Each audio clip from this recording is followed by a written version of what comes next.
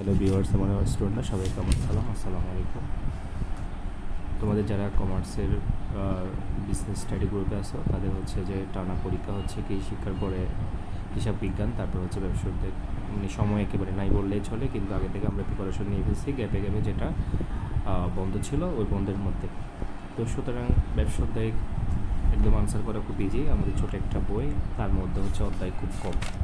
তো অধ্যায়গুলো আমরা জাস্ট একটু ভালো করে যদি মনোযোগ দিই, ভালো করে যদি রিডিং করি তাহলে হয়ে যায়, তাহলে এমসিকিউতে ভালো রেজাল্ট করা যায়। যেমন আমাদের এখানে 1 2 3 4 5 6 7টা অধ্যায় আছে। ব্যবসায় পরিচিতি, ব্যবসা উদ্যোক্তা, মালিকানা বৃদ্ধি, ব্যবসায় পরিকল্পনা, ব্যবসায়ী প্রতিষ্ঠানের ব্যবস্থাপনা, বিপণন, ব্যবসায় নৈতিকতা, সামাজিক দায়বদ্ধতা।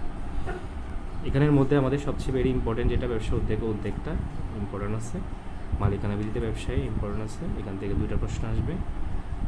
ব্যবসা পরিকল্পনা ইম্পর্টেন্ট আছে, যেটা আমাদের ব্যবসায় নিয়ন্ত্রণ নিয়ে কথা বলা হয়। ব্যবসায় পরিকল্পনা এটা যেটা আমাদের হচ্ছে বিভিন্ন প্রকল্প নিয়ে, ব্যবসায়ী ধারণা নিয়ে কথা বলা হয়। যেমন এখানে আমাদের 8টা পরিকল্পনা আছে ব্যবসা পরিকল্পনার জন্য, যেমন হচ্ছে পরিকল্পনা, নিয়ন্ত্রণ, সংগঠিতকরণ, নেতৃত্ব দান, পেশনাদান, এইসব নিয়ে আলোচনা করা হয়। এখান থেকে প্রশ্ন আসবে মাস্ট বি।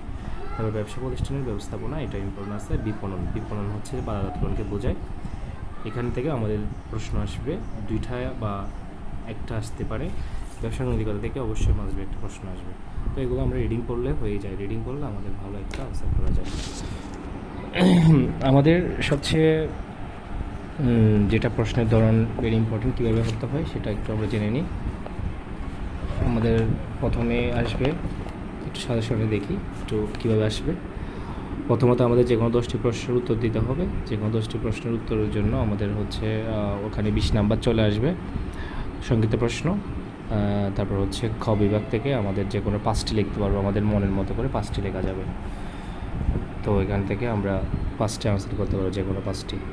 তো এটার জন্য আমাদের মেইন বইটা রিডিং করলে হয়ে যায়। কিন্তু এমসিকিউর জন্য যদি আমরা মেইন বইটা রিডিং ভালো করে পড়ি তাহলে ভালো একটা রেজাল্ট করা যায়। তারপরেও আমরা যদি চাই না এমসিকিউ সময় নাই, তার জন্য আমরা জাস্ট এই সাজেশন বোর্ড পড়লে হবে। তাহলে আমরা এগুলা এই যে বিভিন্ন স্কুলের নির্বাচনী পরীক্ষায় যে এমসিকিউগুলো আসছে এগুলা একটু পড়ে নিতে পারি। কিন্তু মেন বইয়ের বিকল্প নাই, তবুও হচ্ছে আমরা যদি চাই তাহলে এটা রিডিং পড়লে হয়ে যাবে। এগুলো একটু রিডিং পড়ে যাবো, এমসিকিউগুলোর আনসারগুলো একটু, যে বিভিন্ন নির্বাচনী পরীক্ষার যেগুলো আসছে সেগুলো আমাদের এটার পরে কিন্তু বিজ্ঞানের জন্য তেমন একটা সময় হাতে, বিজ্ঞানের জন্য প্রিপারেশন নেওয়ার জন্য এখন আমরা কালকে পরীক্ষা থেকে আসার পর থেকে আমাদের কিন্তু করতে হবে।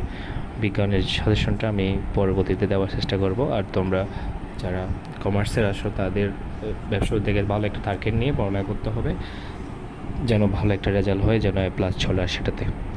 আজকে আশা করি সবার হিসাব বিজ্ঞান পরীক্ষাটা অনেক ভালো হয়েছে, প্রশ্নটা খুব ইজিলি হয়েছে। সবাইকে পরবর্তীকালকে পরীক্ষার জন্য অগ্রিম শুভেচ্ছা এবং হচ্ছে যে অগ্রিম শুভকামনা রইল। আল্লাহ হাফেজ, আসসালামু আলাইকুম।